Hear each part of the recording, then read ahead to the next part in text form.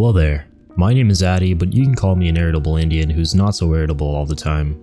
In this video, I want to talk about my experience with Death Stranding. Before we get started though, I need to provide a bit of history. For the past year, I was streaming on Twitch, which is something that a very good friend of mine introduced me to. But before that, I had never known what it felt like to be passionate about something, to want to get up every day and do something you love so wholeheartedly for the rest of your life. Time and time again, I thought that I had found the one true pursuit that would secure my happiness: writing, game design, programming, etc, etc. And while I love doing these things to an extent, I can't say that I wake up every morning wanting to spend every available moment of my time with them. This wasn't the case with streaming though, and it's a neat story actually, the way I got into it. I remember being so incredibly excited for Death Stranding to come out in 2016 when it was unveiled at E3. I had been a big fan of Mr. Hideo Kojima and all of his work leading up to the announcement. Metal Gear Solid 5 was the first game of his that I had played, so I was quite new to the Kojima-san appreciation party. Like for many other people though, his work really made me admire him as one of the greatest video game designers of all time. His ability to tell original stories through gameplay was commendable in my eyes, and I am someone who primarily critiques video games for their narratives, characters, and ability to resonate with players. Kojima-san proved to me that he was able to do all this and more in a masterful capacity, and I would be lying if I said that he didn't inspire me a great deal to go on and become a game design student.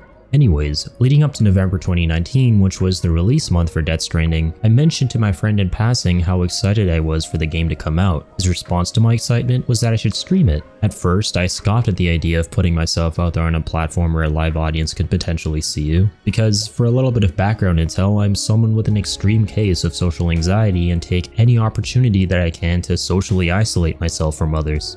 So naturally, I never thought that streaming would work out, but curiosity got the best of me. A part of me wanted to try it out, given that I had been relentlessly searching for that one activity to keep me occupied 24/7, and so I did, and I'm glad I did. Somehow on Twitch, I was able to conjure all the social energy I was missing in person and exert it all to a live presence I couldn't see. I was able to laugh, be loud, be energetic, and just have fun in a way that I never could outside of it. And as time went on and I began to stream more and more games beyond Death Stranding, I came to the realization that I never wanted to play another video game without sharing it with others. I was excited every single day to wake up, begin streaming, and improve the quality of my streams as much as I could, even if nobody would show up to watch them. And to my surprise, people did show up, albeit a very small number of them, but they were enough to make me happy, especially when they were such wholesome individuals. I was happy enough just putting what I've always loved doing out there even if nobody was there to watch. But the people who came by were always so supportive of me and made everything I was doing feel worth it. And around them, I never felt the same anxiety that I did around the people I'd meet in person. I felt free. The reason I'm telling you all this is because it parallels the messages covered in Death Stranding. This is a game about transforming isolation into happiness and learning to forge bonds with others over time. Death Stranding to me is a symbolic representation of the journey I went through this past year, and that's why it means so much to me. I'll be forever grateful to not only this game for showing me what I could become, but to my friend as well for introducing me to this incredible world of streaming that made a lasting impression on my well-being. All this and more makes me want to give back in some way, and the best way I can think to do so is by sharing my experience and appreciation for this game on the next best thing after Twitch: YouTube. Here I want to make videos discussing my experience with playing certain games that I really want to talk about, my overall thoughts on them, what they meant to me, and any deeper meanings they may consist of that I think are worth interpreting. You may or may not get the review that you're looking for, but that's okay. I'm just here to share my jumbled thoughts in a manner similar to a stream of consciousness or a rant about something I really like. And this is where I'm going to start. I'm going to start where I did on Twitch exactly 1 year ago, with my third favorite game of all time, Death Stranding.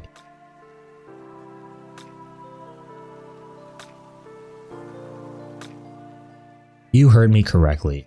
Death Stranding is my third favorite game of all time next to Final Fantasy VII and Bloodborne, which take my first and second spot respectively. Considering how polarizing Death Stranding was when it came out, this can be seen as a bold claim, and I myself believe that it is. When the game originally released on the PS4 and I live streamed it, the one thing that I felt was an overwhelming sense of exhaustion, which is appropriate given the context of what you do in the game. You play as a delivery man in a post-apocalyptic America plagued by a sort of acid rain that accelerates the age of anything it comes into contact with, known as timefall. This is supplemented by undead beings who are stranded in our realm known as beached things, hence the title of both the game and apocalyptic event, Death Stranding. The populace has retreated underground into heavily fortified structures scattered across the desolate America known as cities. The problem though is that these cities are disconnected from one another, unable to communicate and give and receive supplies. This is where Sam Porter, the delivery man you play as, comes in. The world has created a hefty demand for bold porters who can run to and from these cities delivering supplies that they need. And that's pretty much your entire gameplay loop. You receive an order from a city or local prepper, and then deliver or retrieve their supplies for them while crossing the surface of the threatening world plagued by the beached things or BTs and timefall rain, both of which pose serious threats to you and your cargo. You as the player need to laboriously carry cargo which can sometimes weigh up to over a whopping 200 kilograms and find creative ways to circumnavigate these imposing obstacles. And as I said previously, this can all be pretty damn exhausting, and for first timers it certainly is. When you pair the fact that you have to carry potentially monstrous cargo with the game's incredibly invasive user interface, the visual feedback can be very overwhelming. And I think this is where a lot of players are turned away by the game, and can you really blame them for it? I certainly don't think so. You see, Death Stranding is a highly subjective game for a very good reason. It doesn't share the same inherent goal that 98.9% of other video games do. And what is that goal, you ask? Well, it's to make the player relax and unwind. I think we can all agree that we play video games as a form of escapism from the stress and mundanity of life. Many video games offer this in the form of violence, letting the player decimate their enemies through engaging means, all of the classic Call of Duty franchise, and hell, even Metal Gear Solid. Whereas other video games offer it in the form of tranquility, with soft art styles and simple mechanics allowing the player to perform wholesome activities that feel relaxing, like in Animal Crossing or Stardew Valley. Death Stranding undeniably borrows aesthetically from both these types of games through its action segments that involve fighting off mules and terrorists trying to steal your cargo and BTs that are trying to literally steal your corpse, and through its meditative and pensive nature as you walk through large swaths of land on unforgiving yet quiet terrain that beckons introspection from you. But the thing about this game is that it does not readily demonstrate these elements to the player, as they are not the primary focus of the game, and may even be completely overlooked by players since, as I said before, a lot of people are likely to walk away from the game right after seeing its UI and gameplay loop that may not be too engaging and overly exhausting on the surface. Death Stranding isn't trying to make the player have fun, not as a priority anyway. It's trying to make a statement. It's trying to convey a theme, and a theme that I think is a very beautiful one that is worth hearing. It's the theme of connection. Death Stranding, at the end of the day, is more for pursuit of an artistic vision by Hideo Kojima than an actual video game, and I think that it excels in delivering the vision that he wanted to in a world that could really use it right now. I never saw it back then, not when I originally played the game on my PS4. I thought the narrative and the characters were excellent, but I couldn't appreciate the game as a whole. But upon my revisit off-stream to the game in July of 2020 when it was ported over to the PC, that's when my perception towards the game changed completely. I no longer saw it as a great story plagued by exhausting and uninteresting gameplay. I saw it as a beautiful work of art that I was glad to have experienced. It was then that it became my third favorite game of all time.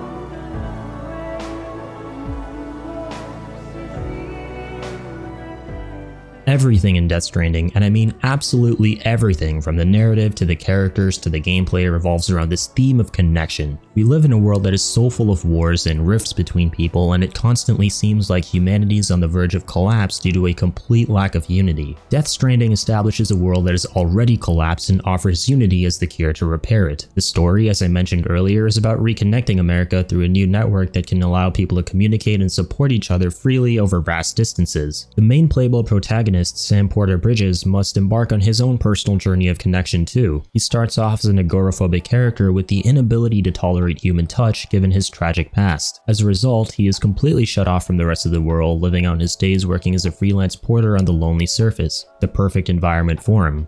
But as the story progresses and he reluctantly agrees to help the remaining government reconnect America as part of the UCA, or United Cities of America network, he begins to open up to others, and he quite literally begins to develop an ability to connect that he was lacking before through the help of the characters he encounters and the adorable bridge baby attached to him that he forges a bond with over the course of the game. His arc is beautiful and poetic, and I have to say that it really resonated with me as someone with social anxiety who can really relate to being afraid of connecting with others and meeting new people. Playing as Sam and witnessing his story through the game's photorealistic beauty and gorgeously rendered cutscenes gave me hope that I too can someday open up to others in the same way that he did. I really admired the way he was portrayed by Norman Reedus of Walking Dead fame, and on the topic of the characters and the way they were portrayed, I want to say that each and every character in this game changed from the beginning to the end in a believable and satisfying way. They were well written. They all had their own personal and compelling inner demons to handle and fair share of tragic pasts to overcome. Cliff's story in particular really got to me besides Sam's. There are just so many sub-themes explored by the game that really spoke to me, such as familial bonds, which admittedly made me tear up at one point on my second playthrough. It really helped that the actors conveying these themes through the portrayals of their characters were masterful. Mads Mikkelsen, Norman Reedus, and Tommy Earl Jenkins are just a few of the incredibly talented actors in this cast who did a phenomenal job of bringing their in-game characters to life and taking me on an emotional roller coaster that I'm never going to forget. As I mentioned before, the gameplay too revolves around connecting people. This is done through the game's asynchronous multiplayer system, which many people will immediately recognize from the Soulsborne series of games by From Software. If you're unfamiliar with how asynchronous multiplayer works, the best way I can describe it is interacting with other players without physically interacting with them.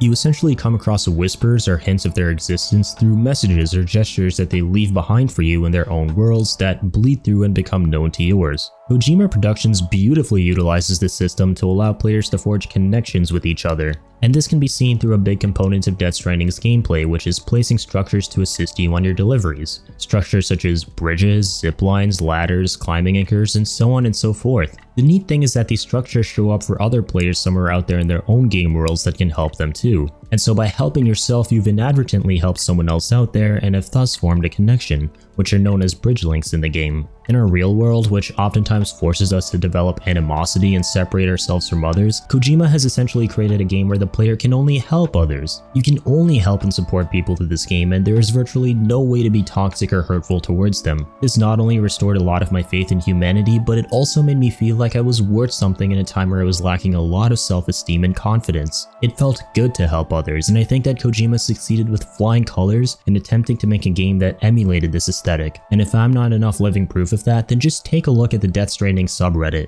There you'll find people who have essentially congregated together to form a positive community that is only dedicated to helping other people, which is a wholesome and wonderful product of this game.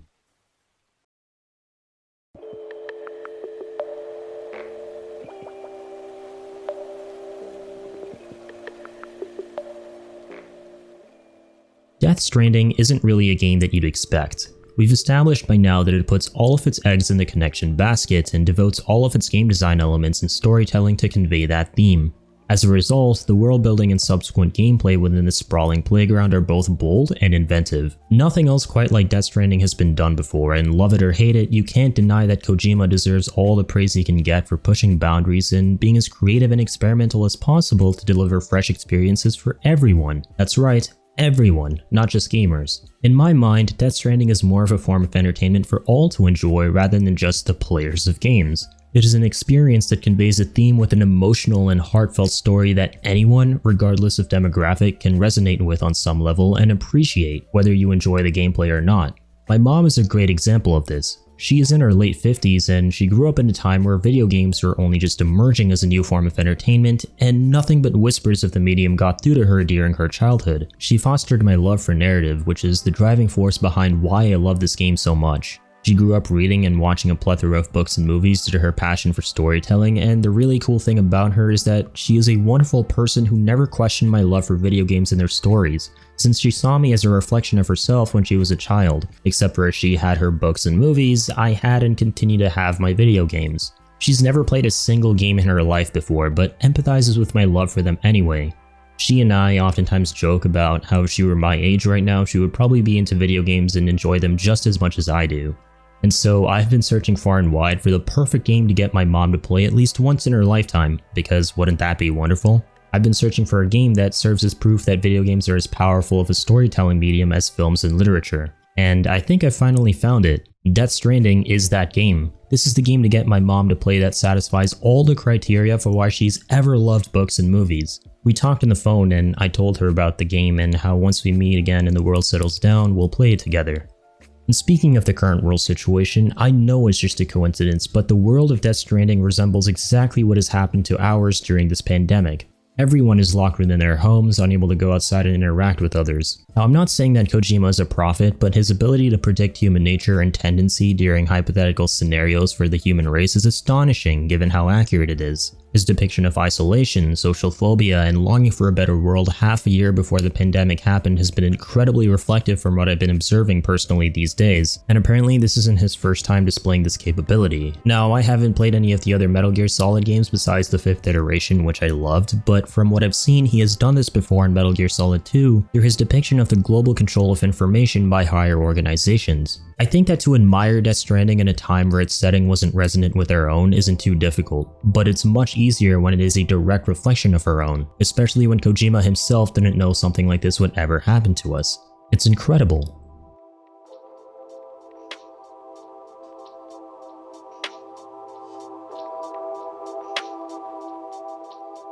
We touched on this a bit earlier, but I want to spend a little more time talking about how what makes a video game engaging is the main point of contention when it comes to Death Stranding. In the pursuit of making a video game that satisfies a vision more than providing instant gratification, Kojima Productions essentially produced something that is indeed a slow burn. Death Stranding is a heavily cinematic game that requires the player to experience it more than they actually play it. And so in terms of satisfying the dream Kojima has always had of making movies, the game succeeds in every possible way. It is phenomenal to look at and watch as a film, and even the moments throughout the game where you are actually playing are given as much cinematic flair as possible with the photorealistic textures and gorgeous set pieces that are sometimes overlaid with incredible music. And on the topic of music, I quickly want to share my appreciation of the artists whose music is primarily featured in the game. Lowroar. Every single track by them is beautiful, haunting, and fitting for the occasion they are used for in the game, and I am forever grateful for Kojima-san for introducing me to this group. The moments where their music kicks in and I'm controlling Sam at a very emotionally moving point in the story are fantastic, and are some of the greatest moments I've ever experienced in a video game. But at the cost of all this beauty on a cinematic level is, to many, the gameplay. Some people like myself are going to appreciate the gameplay embedded within this experience. As I mentioned before, I've personally found the concept of delivering packages to be oddly relaxing in a way, despite the rocky terrain with occasionally infuriating physics. Also, the combat and stealth segments here and there with mules and BTs were engaging to me given the creative approaches I could take towards them with all the special equipment I could craft, and the tension that they emulated due to my need to protect my cargo from them at all costs and reach my destination safely for the highest possible delivery rank was one of my favorite parts of the gameplay experience. But I do understand how for many people on the opposite side of the fence, the gameplay was, to sum it up simply, boring. And I don't blame you. Death Stranding is not your average video game that sets out to prioritize your gratification. It's a game that does something different. It's a game that attempts to deliver a cinematic experience with a profound story and theme that almost completely makes it a movie. I've seen many comments from people who didn't enjoy the game saying that each and every time there wasn't a cutscene, they wanted to shut the game off immediately out of boredom. Nothing about walking nor delivering packages was fun for them. People were quick to call it a walking simulator out of mockery. And hey, I completely understand those people. In fact, and I slightly alluded to this in the beginning of my video, I was one of those people to an extent on my very first playthrough of the game as well. I found it exhausting and even frustrating at times. It was, to me as well, a walking simulator. I loved every single thing about this game except for the gameplay, and that only began to change as I approached the ending of this game and completely changed upon my second playthrough of it. Once I understood exactly how to do my deliveries, all the mechanics, and all the gameplay possibilities, the walking started to become less of an enemy to me and more of a friend, and the kind of friend that calms you down and encourages you to stop and think about life in a meditative sort of way. And when I combined this aspect of the gameplay alongside my full understanding of the combat and building of structures to assist myself and others, I decided that on top of everything that already made this game beautiful to me, the story, the theme, the characters, the world, the music, the gameplay too found a spot on that list. I loved this game in the end, and always will. I'm going to wager that the people on the same side of the fence as me who loved this game went through a similar experience, from being skeptical of the game to being enamored with it.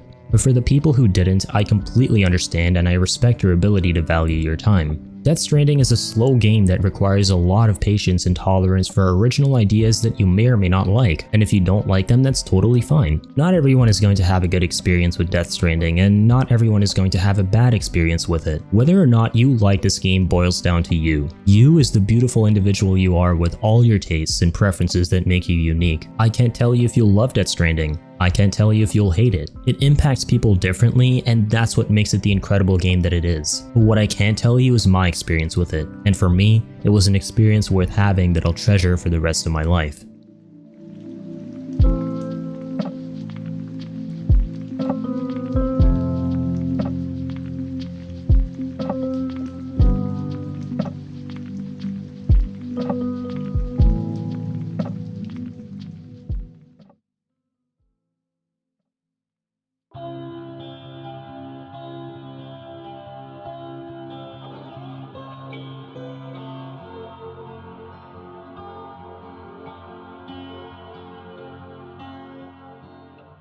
This is going to be the end of my video here. There could be a lot of stuff that I left out that I wanted to talk about, but I think that's okay. When you're so passionate about something and want to discuss your experience with it, you're going to go on and on about it as much as possible and forget to mention a lot of details here and there.